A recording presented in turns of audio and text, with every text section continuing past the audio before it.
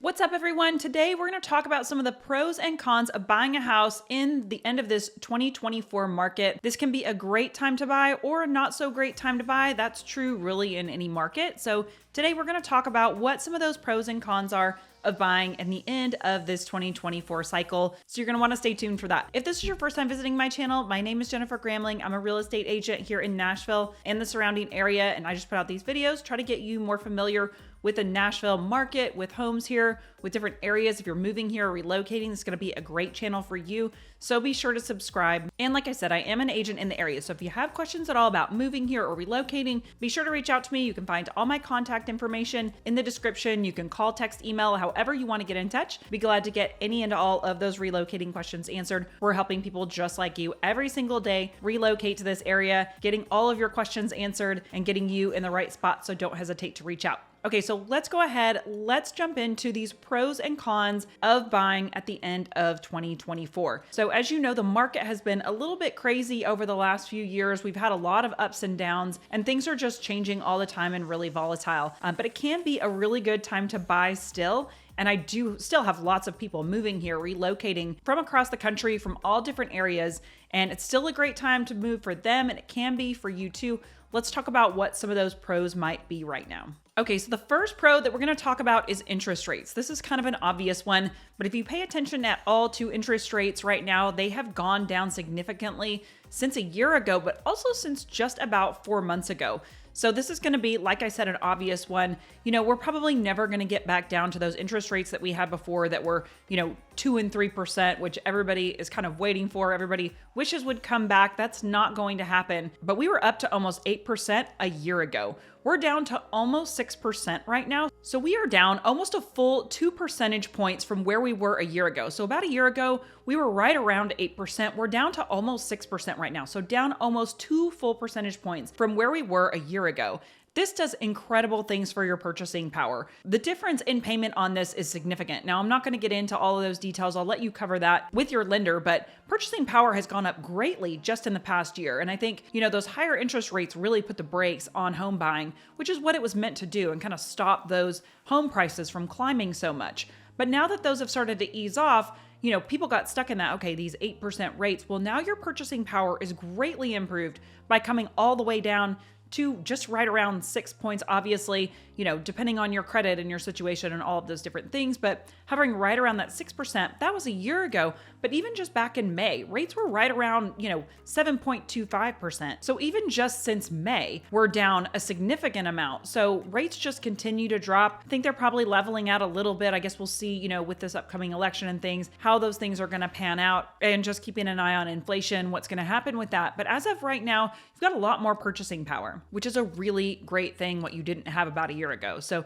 we're definitely in a better place now. Okay, so another pro is that there's just not a lot of competition out there with other buyers right now. So even though those interest rates have come down, buyers have really stalled out a lot. So there just aren't as many competing buyers out there in your market right now. So this gives you a little bit more power that buyers didn't have in the last few years. And so now you've got a lot more power to be able to go out. So not only are you going to have a lower interest rate, but you've got a lot more bargaining power. We're seeing a lot of buyers be able to come in, make offers, get money off the price of that house and take that price down, as well as having that lower interest rates, which makes it just a lot more attractive for you. So now, of course, it is, like I said, a little bit of a weird market right now. I said that a little bit in the introduction. If houses are priced right and it's a really desirable house, they're still moving quickly and they're not sitting on the market. But you don't want your house overpriced. So if a house is priced right, it's still going to move quickly and you still need to be on the ball. You can still see a house with multiple offers if it's really priced right and it's a really, really great home.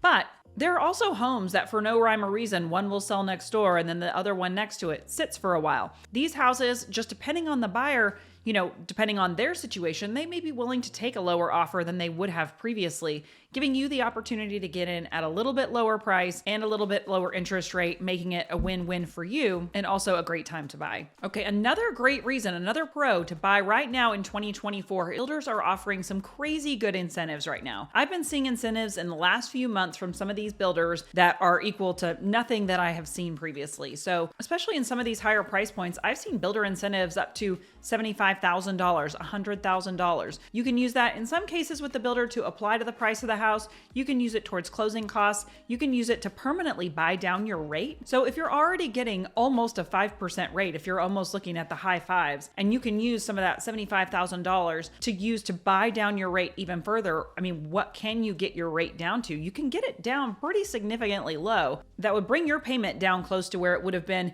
if we were in those much lower interest rates. So these are all something to consider when you're looking at some of these new builds. They're also offering other incentives like packages, appliances, upgrades, all kinds of different things. You want them to put in irrigation or something. A builder's going to be a lot more amenable to do that right now, wanting to get these houses moved. They do have some inventory homes that are on the books that they are wanting to get sold. So be sure to talk to us. Ask us about incentives with some of the different builders. They will vary from builder to builder and just even from neighborhood to neighborhood with each builder.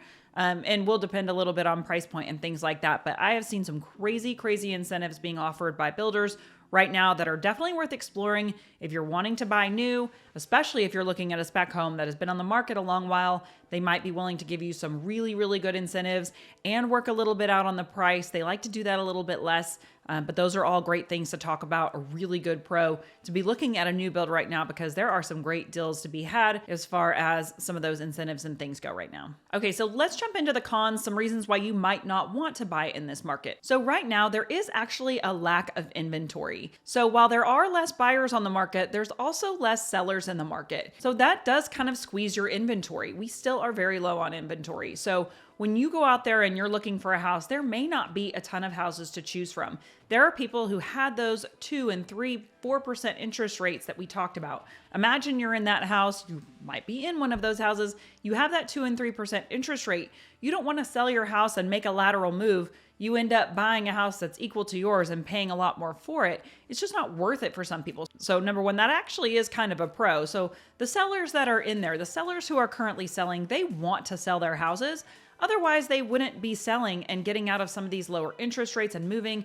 These are not vanity moves. These are people who are moving because they need to move. So they might be more negotiable. So that actually is kind of a pro. But there is going to be less inventory on the market. So if you're out there, you're looking for something specific.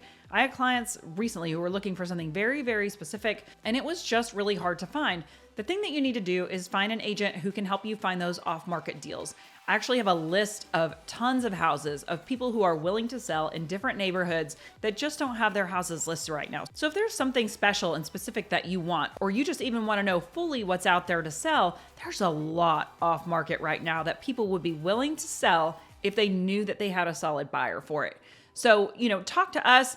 We can talk you through what that looks like. But, if you have specifics, you kind of know what you're looking for, the neighborhoods that you want to be in. We can figure all that out, but then we can search out those sellers who are willing to sell, but just didn't want to put it on the market and chance it right now. There's a lot of that out there. So we can definitely help you do that. We've put several things under contract just in the last couple months that were previously off market, but we know that there are sellers out there willing to sell who have what meet your needs. So definitely a lack of inventory, but there is hidden inventory. You just have to know how to find it. Okay, so another con and a reason why you might not want to buy right now at the end of 2024 is if you are planning on reselling your house sometime in the near future, or if you're wanting to flip it, things like that.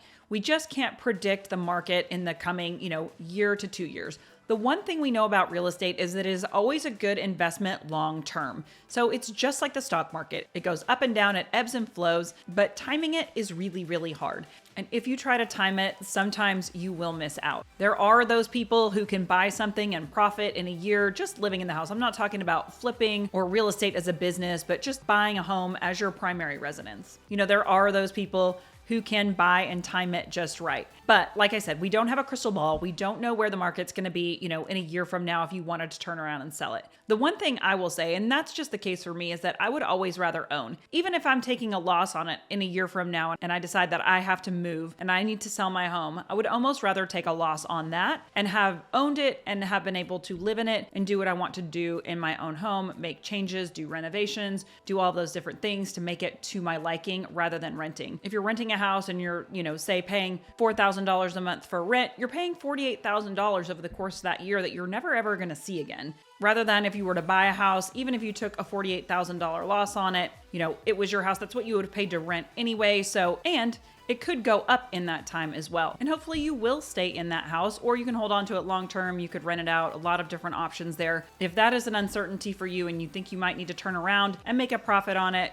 after a year or 2 years, might not be the best time to buy with all the uncertainty that's going on out there. And then that actually leads me into my last con, which is the uncertainty in the market, and just kind of ties into that last one. There is so much uncertainty in our market right now. We have inflation, we have elections, we have wars going on. We have flooding and hurricanes, so many different things. So there's just a lot of uncertainty. Even in the springtime, we'll know the outcome of the election. We'll know how that all falls out. I'm sure that will have a lasting impact on our economy, just depending on which way it goes. Either way it goes, it will have an impact on our economy. You'll be able to kind of assess what that looks like to you and how that affects your confidence in the place you're currently living, why you're thinking about moving, all of those different things. So just maybe waiting until that spring cycle to see how things pan out with inflation, with elections, all of that stuff might just bring peace of mind to you if you wanted to wait until then. The other thing though is that if rates do come down and that spring cycle comes, there may be a lot more buyers in the market, and there may be a lot of people who are wanting to move in that springtime, which would drive prices up. So then you've kind of missed out on some of these prices that we talked about in the beginning, and the reason that it was a pro. If that market starts to pick back up again and you're getting back into competition with other people as those interest rates hopefully start to come down some, then you're maybe paying a little bit higher price for your house, but you're also going to be paying a little bit lower interest rate, hopefully, and you'll have more confidence in buying. You might have more confidence in your job, your move, whichever president we have. Hopefully, all of those things will inspire more confidence in you and just help you to make a better, more informed decision on buying that house. So there's a lot of different reasons to buy or sell, not buy or sell in this market. And it can definitely be a challenge to make that decision. So sometimes it's the right time to rent, sometimes it's the right time to buy, but there are still a lot of great properties out there on the market and unlisted. But if you have questions at all, like I said, about moving here, if you're just trying to figure that out, I do have people calling me for 2025 and even 2026 who are planning on moving here, planning those moves for either retirement or moving with a job, moving because they love Tennessee, whatever the case may be sure to reach out to me. Like I said, all my contact information is in the description. I still have lots of clients still moving here, even with inflation and uncertainty and all the different things. A lot of people still want to be in Tennessee. So if that's you, or if you have questions at all about moving here, be sure to reach out to me. All my contact information, again, is in the description. Call, text, email, however you want to get in touch. There's also a Calendly link that's in the description. If you want to book a time directly to talk with me, you can do that there as well. And we'd be glad to get any and all of your relocating questions answered. Don't forget to subscribe, like this video if it was helpful to you. We've got a lot of great new content coming out here soon. Took a little break for a while, catching up on work, but a lot of new content coming out. There's a lot of exciting things, going on in and around Nashville. So we'll keep you up to date on that. Like the video, subscribe, comment on what you want to see. Thanks so much, and I'll see you on the next video.